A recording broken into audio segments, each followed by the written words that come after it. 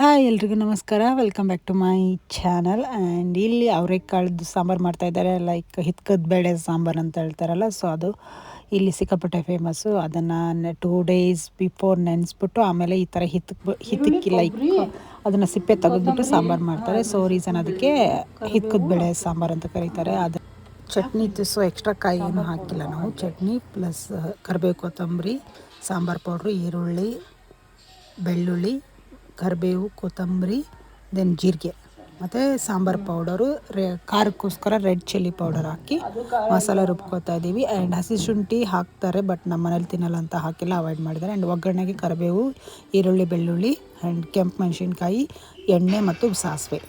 ಇಲ್ಲಿ ಇದನ್ನು ಬಿಸಿನೀರಲ್ಲಿ ತೊಳಿಬೇಕು, ಯಾಕಂದರೆ ನೆನೆಸಿರ್ತೀವಲ್ಲ ಸ್ಮೆಲ್ ಇರುತ್ತೆ. ಚೆನ್ನಾಗಿ ಬಿಸಿನೀರಲ್ಲಿ 2ರಿಂದ 3 ಸತಿ ಕ್ಲೀನಾಗಿ ತೊಳೆದ್ಬಿಟ್ರೆ ಸ್ಮೆಲ್ ಇರೋಲ್ಲ. ಸೊ ತಿನ್ನುವಾಗ ರುಚಿ ಇರುತ್ತೆ. ಇದನ್ನ ನಾನು ಒಬ್ಬಳೇದಾಗಿ ಇವತ್ತು ಟ್ರೈ ಮಾಡಿಲ್ಲ, ಸೊ ಹಂಗಾಗಿ ಅಮ್ಮ ಮಾಡ್ತಾಯಿದ್ರು ಅಂತ ವಿಡಿಯೋ ರೆಕಾರ್ಡ್ ಮಾಡ್ಕೊಂಡಿದ್ದೀನಿ. ಬಿಸಿ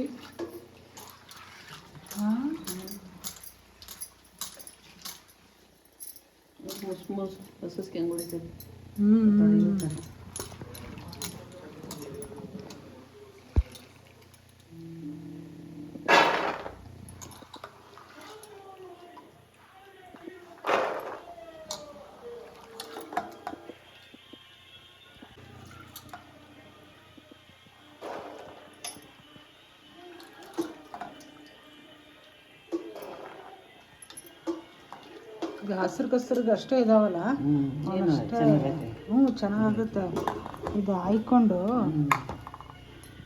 ಇದನ್ನು ಮಾಡಕ್ಕೆ ಬಿಡುತ್ತಲ್ಲ, ಏನಂತಾರ,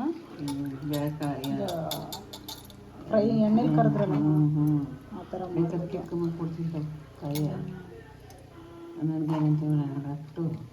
ಕರೆಕ್ಟ್.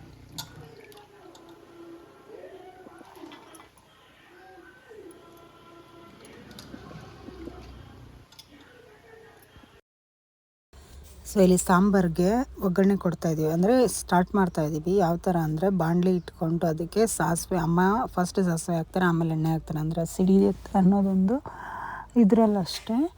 ಅವ್ರು ಯಾವಾಗಲೂ ಅದೇ ಥರ ಸಾಸಿವೆ ಫಸ್ಟ್ ಹಾಕ್ಬಿಟ್ಟು ಆಮೇಲೆ ಆಯಿಲ್ ಹಾಕಿ ಚೆನ್ನಾಗಿ ಬೇಯಿಸ್ತಾರೆ. ಆಮೇಲೆ ಚಟಪಟ ಅಂತ ಬರುತ್ತಲ್ವ, ಆ ಟೈಮಲ್ಲಿ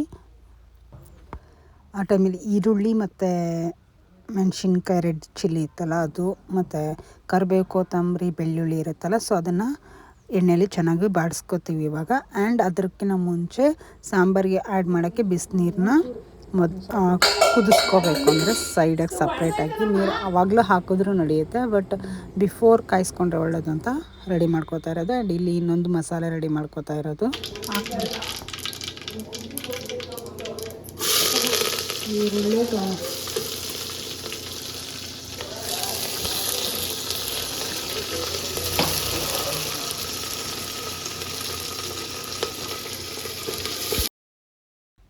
ಸೊ ಒಗ್ಗರಣೆಗೆ ರೆಡಿ ಮಾಡ್ಕೊಂಡಿದ್ವಲ್ಲ, ಅದು ಈರುಳ್ಳಿ ಎಲ್ಲ ಬೆಂದಾದ ತಕ್ಷಣ ಕಾಳನ್ನ ತೊಳ್ಕೊಂಡಿರ್ತೀವಲ್ಲ ಅದನ್ನು ಹಾಕಿ ಚೆನ್ನಾಗಿ ಎಣ್ಣೆಯಲ್ಲಿ ಬಾಡಿಸ್ಕೋಬೇಕು. ಸ್ವಲ್ಪ ಹಸಿ ವಾಸನೆ ಹೋಗೋ ತನಕನೂ ಎಣ್ಣೆಯಲ್ಲಿ ಚೆನ್ನಾಗಿ ಬೇಯಿಸ್ಕೋಬೇಕು.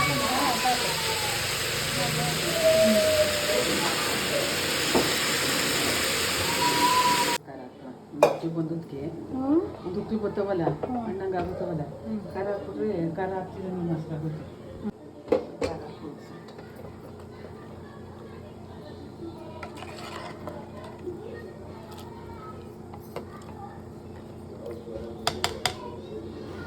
ಕಾಳುಗಳು ಚೆನ್ನಾಗಿ ಬೆಂದು ಅನ್ನೋ ಟೈಮಲ್ಲಿ ಬಿಸಿನೀರೇನು ಕಾಯಕ್ಕಿಟ್ಟಿದ್ವಲ್ಲ ನೀರನ್ನ, ಸೊ ಆ ನೀರನ್ನ ಆ್ಯಡ್ ಮಾಡಿಬಿಟ್ಟು ಸ್ವಲ್ಪ ಕುದಿಸ್ಕೋಬೇಕು. ಆ ಟೈಮಲ್ಲಿ ಫಸ್ಟಿಗೆ ಮಸಾಲೆ ರುಬ್ಕೊಂಡಿರ್ತೀವಲ್ಲ ಆ ಮಸಾಲೆನ ಆ್ಯಡ್ ಮಾಡಿ ಬೇಳೆ ಬಂದಿದನೇ ಇಲ್ವಾ ಅಂತ ಚೆಕ್ ಮಾಡಿಕೊಂಡು ಕುದಿಸ್ತಾ ಹೋಗಬೇಕು. ಎಷ್ಟು ಕುದಿಯುತ್ತೋ ಅಷ್ಟು ರುಚಿಯಾಗಿರುತ್ತೆ. ಆ್ಯಂಡ್ ಬೇಳೆನ ಅಷ್ಟೊಂದು ಬೇಯಕ್ಕೆ ಬಿಡಬೇಡಿ, ಯಾಕಂದರೆ ಹಣ್ಣಾಗಿಬಿಟ್ರೆ ತಿನ್ನೋಕ್ಕೆ ರುಚಿಗಿರಲ್ಲ. ಸ್ವಲ್ಪ ಕಡಕ್ಕಾಗಿದ್ದರೆ ಟೇಸ್ಟ್ ಚೆನ್ನಾಗಿರುತ್ತೆ, ಮುದ್ದೆಗೆ, ಚಪಾತಿಗೆ, ದೋಸೆಗೆ ರುಚಿಯಾಗಿ ಬರುತ್ತೆ ಅಂತ.